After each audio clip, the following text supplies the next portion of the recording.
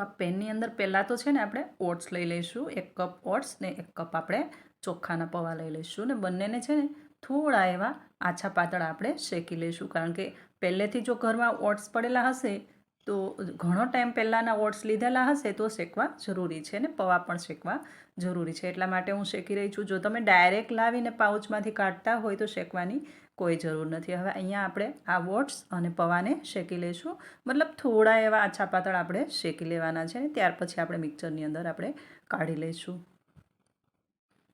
હવે આ ઠંડુ થાય ને એટલે આ મિક્સર જારની અંદર આપણે એને પીસવા માટે કાઢી લઈશું.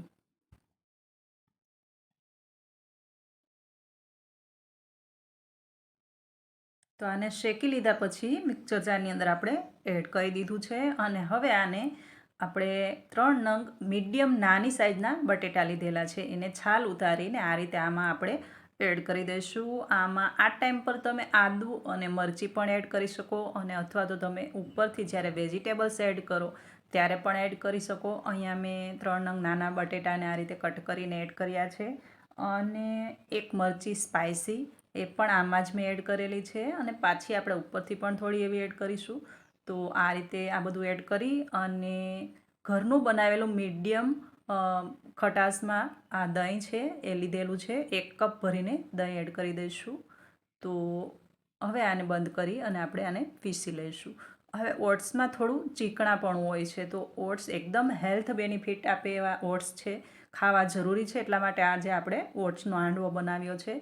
તો ઓટ્સમાં થોડું ચીકણાપણું હોય છે તો આ રીતનું બેટર બનશે, કારણ કે આ ચોખ્ખા તો નથી, ઓટ્સ છે તો એનું બેટર આ રીતનું બનશે. હવે આ 1 કપ પેનની અંદર આપણે ટ્રાન્સફર કરી લઈશું અને આ મિક્સર જાર જે છે એમાં પાછી આપણે થોડી એવી છાશ એડ કરી દઈશું અને પાછા એને 2 આટા ફેરવી લઈશું મિક્સરમાં અને આ મિશ્રણને આપણે આમાં પાછું એડ કરી દઈશું.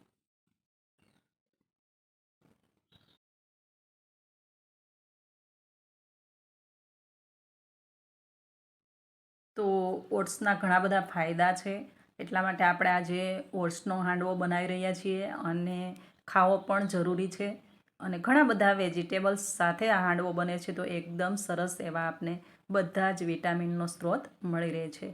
એટલા માટે આપણે દાળ ચોખા પલાળીને તો હાંડવો બનાવતા જ હોઈએ છીએ, પણ આ રીતે આજે ઓટ્સનો હાંડવો બનાવીશું. અહીંયા નમક, ધાણા જીરું, હળદર, મરચું, મીઠું, થોડી એવી ખાંડ, ગરમ મસાલો, તમને અકોર્ડિંગ તમે મસાલા એડ કરી શકો અને ચાખીને ટેસ્ટફુલ આપણે હાંડવો બનાવી દઈશું. અને ત્યાર પછી થોડી એવી આપણે એક મરચીને બારીક કટ કરીને એડ કરી છે. આ રીતે સ્લાઇસમાં મેં ગાજર અને કેપ્સિકમ કાપ્યા છે અને ઓનિયનને બારીક કાપેલો છે. તો 1 ગાજર, 1 કેપ્સિકમ અને ઓનિયન, 2 નંગ ઓનિયન લીધેલા છે. આ બધું આની અંદર મિક્સ કરી દઈશું. મતલબ કે ઘણા બધા વેજીટેબલ્સ સાથે અને એકદમ ફટાફટ બની જતો આ હાંડવો છે.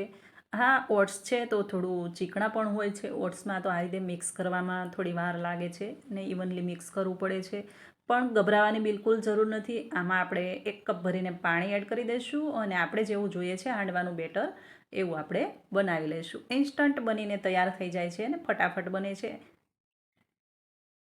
હવે આને છે ને બરાબર આપણે મિક્સ કરી લઈશું.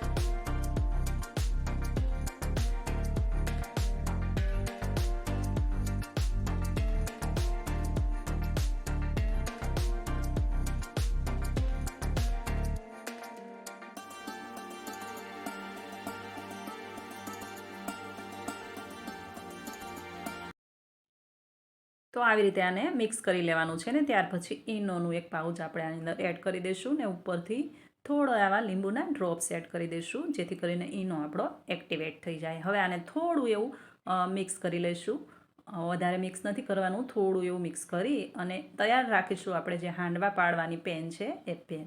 હવે પેનને અહીંયા ગરમ થઈ ગયેલી છે, ઉપરથી થોડું તેલ એડ કર્યું છે, થોડા એવા તલ, રાઈ અને લીમડાના પાન. હવે એડ કરી દઈશું આપણું આ બેટર.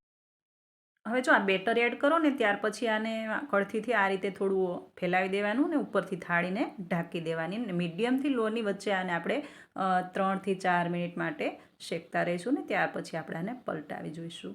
જોવાનું આપણે ચેક કરી લેવાનું કે હા ઉપરનું પડ જો આ રીતે કલર ચેન્જ થાય ત્યાર પછી આપણે પલટાવી દેવાનું છે. તો આને ધીમે રહીને પલટાવી દઈશું. હવે જો દાળ ચોખા પલાળીને આપણે જે આથો લાવીને હાંડવો બનાવીએ ને એ ફટાફટ પલટી જાય છે ને એકદમ ફૂલીને દડા જેવો થાય છે. આ છે ઓટ્સનો હાંડવો. તો ઓટ્સમાં ચીકણાપણું હોય છે તો એ તો હાંડવો આ રીતનો જ બનશે. મતલબ હેલ્ધી છે એટલા માટે આપણે ઓટ્સનો હાંડવો બનાવ્યો છે. તો એકવાર જરૂરથી ટ્રાય કરજો. અને 3 થી 4 મિનિટ થાય અને મીડિયમથી લોની ફ્લેમ પર આપણે આ ગેસ ચલાવવાનો છે. અને આ રીતે થોડું એવું ગોલ્ડન બ્રાઉન થાય એટલે આપણે પલટાતા રહીશું. તૈયાર છે એકદમ સરસ આપણો આ ઓટ્સનો હાંડવો. જરૂરથી ટ્રાય કરજો કારણ કે એકદમ હેલ્ધી છે અને ઘણા બધા વેજીટેબલ્સ સાથે આપણે બનાવ્યો છે. તો એકદમ હેલ્થ બેનિફિટ આપે એવો આ હેલ્ધી ડિશ કહી શકાય એવો હાંડવો છે. જો રેસીપી ગમે તો શેર કરી દેજો. ચેનલ પર નવા હોય તો ચેનલને સબસ્ક્રાઈબ કરી દેજો. પાછા મળીશું નવી રેસીપી સાથે. ત્યાં સુધી આવજો. Thank you for watching.